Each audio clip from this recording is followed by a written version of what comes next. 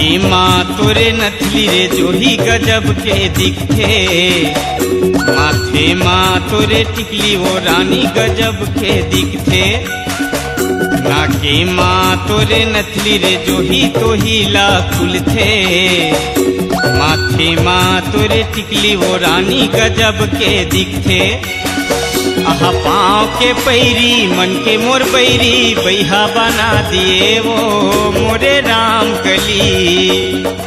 आहा बैहा बना दिए रे मोरे गांजा कली। तोर बोली राजा रे तो हेला खुलते, तोरी झूल झूल रिंगना राजा नजर माँ झूलते।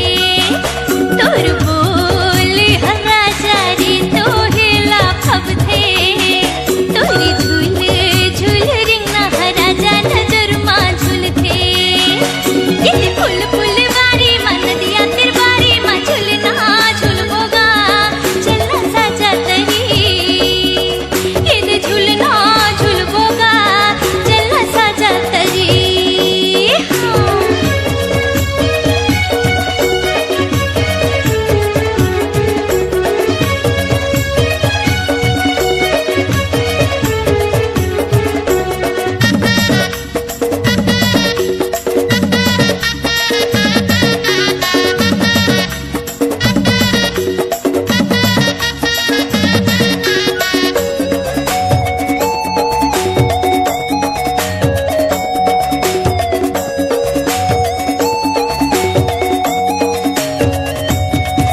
तोर सोला सिंगार हवो तो हीला खबथे, फूल सुंदरी हवा जो हीरे नजर माँ गढ़थे।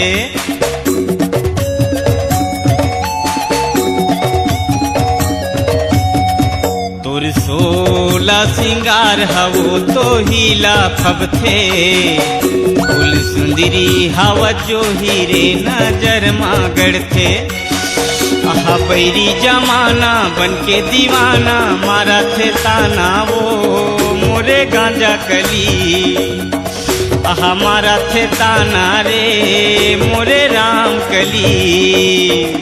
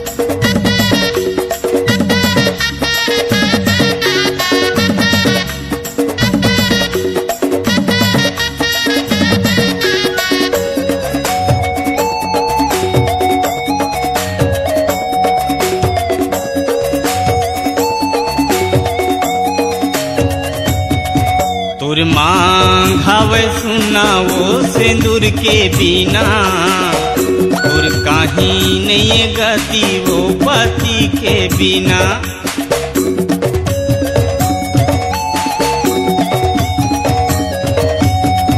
तोर मांग हवे सुना वो सिंदूर के बिना, तोर कहीं नहीं गति वो पति के बिना।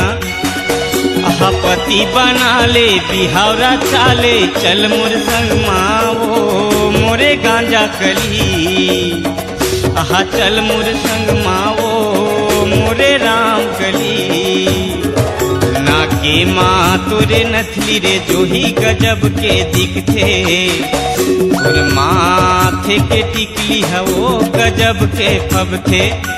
तोर नाके माँ नथली रे जो ही तो हीला खुलथे। माथे के तोरे टिकली है वो गजब के दिखथे। पाँव के पैरी मन के मोर बैरी पैहा बना दिए रे मोरे गांजा कली। हा पैहा बना दिए वो मोरे राम कली। दूर बोली राजा रे तो हेला खुलथे। दूर झूल झूल रिंगना राजा नजर माँ झूलथे। दूर बोल राजा रे तो हेला फबथे। दूर झूल झूल रिंगना राजा नजर माँ झूलथे। यदि फुल फुलवारी माँ नदिया तिरबारी माँ झूलना झूलबोगा चलना साजा तरी। यदि झूलना झूलबोगा चलना साजा तरी। हाँ पैहा बना दिए रे मोरे राम कली।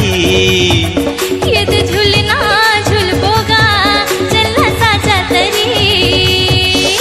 हा पैहा बना दिए रे मोरे गांजा कली।